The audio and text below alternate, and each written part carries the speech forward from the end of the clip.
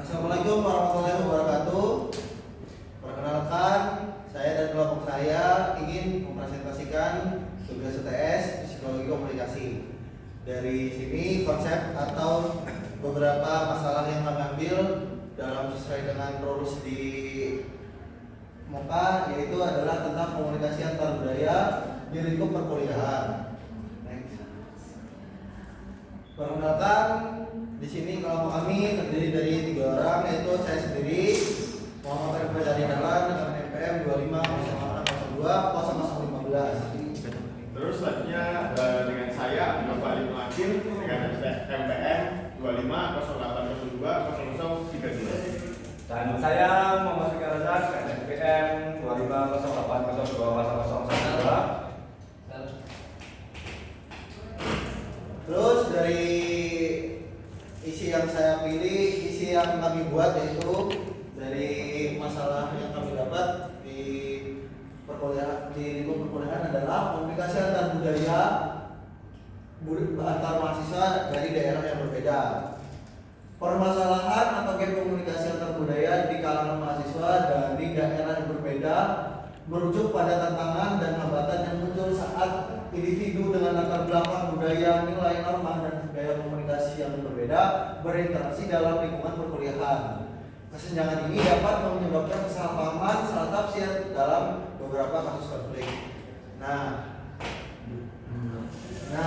dari permasalahan ini kami banyak mengambil kesimpulan atau mendapatkan rumusan-rumusan masalah sesuai dengan yang kami rasakan di kelompok kami maupun di dunia perkuliahan sendiri. Yang pertama, permasalahan.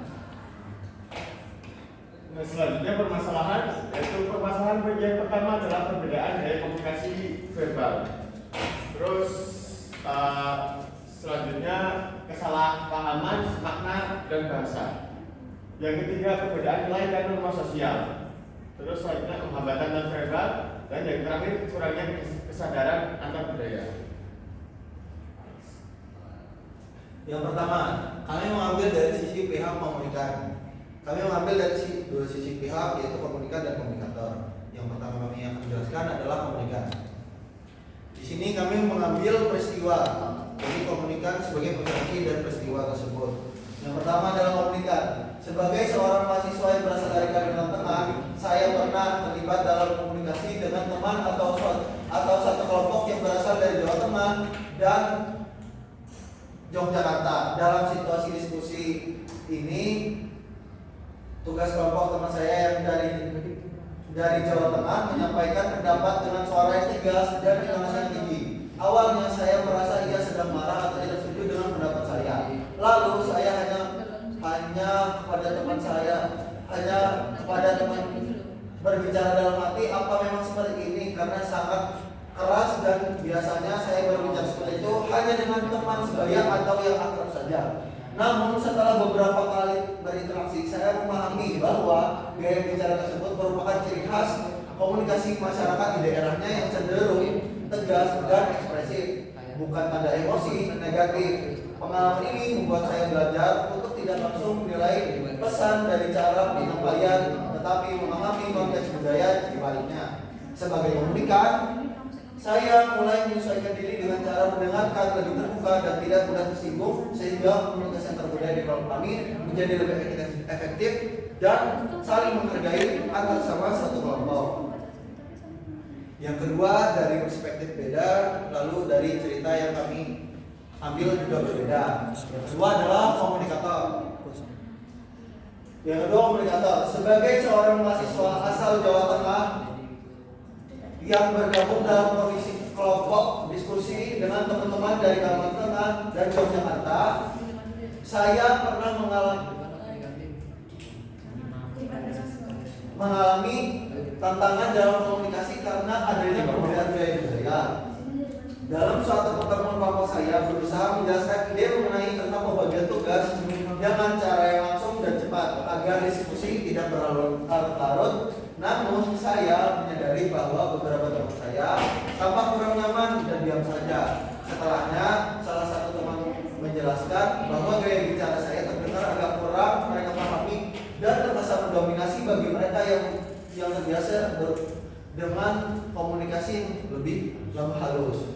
Menyadari hal itu, saya mencoba menyelesaikan gaya berbicara saya dengan meninggikan nada, merendahkan nada saya, menggunakan bahasa yang lebih mudah dipahami bagi mereka dan memberikan kesempatan bagi teman-teman lain untuk menyampaikan pendapatnya. Sebagai komunikator, pengalaman ini mengajarkan saya. Selanjutnya ada di sisi motivasi. Soalnya motivasi. Karena itu kita sebagai mahasiswa harus beradaptasi, memahami, mempelajari bahasa dan berkomunikasi dari daerah lain akan menciptakan rasa toleransi dan menambah pengetahuan yang luas dikarenakan di dalam lingkup perkuliahan hanya mahasiswa dari berbagai daerah.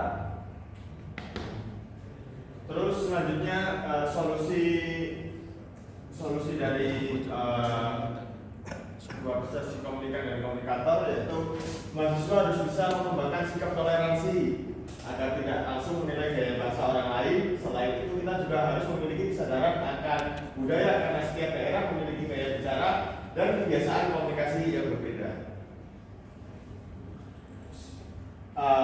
Terus dari pembahasan tadi kita dapat memahami bahwa komunikasi antar budaya bukan sekedar proses bertukar kata, tetapi juga proses memahami perbedaan nilai, kebiasaan, dan cara pandang. Setiap mahasiswa dari daerah berbeda membawa budaya yang unik, dan melalui komunikasi yang baik, perbedaan itu justru bisa menjadi kekuatan untuk saling melengkapi dan belajar satu sama lain. Mungkin segini saja dari presentasi kelompok kami dengan PPT yang kami buat. Saya Muhammad Ali Mazari Dahlan. Saya Abdul Farid Makil. Saya Mutia Razak. Sekian, izin pamit undur diri dari video presentasi ini. Wassalamualaikum warahmatullahi wabarakatuh.